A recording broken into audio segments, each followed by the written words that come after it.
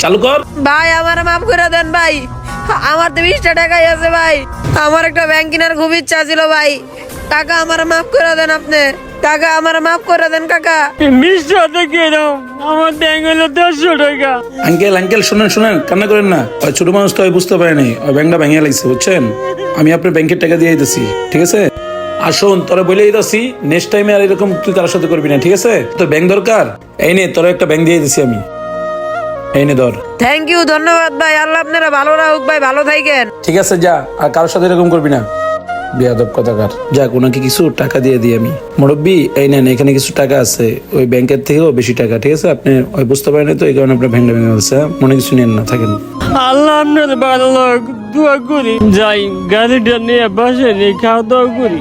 বন্ধুরা, আমাদের সমাজে প্রতিনিয়ত এরকম ঘটনা ঘটে থাকে। আসলে আমরা এইসব কাজ থেকে বিরত থাকি। আর আমাদের ভিডিওটা যদি ভালো লেগে থাকে অবশ্যই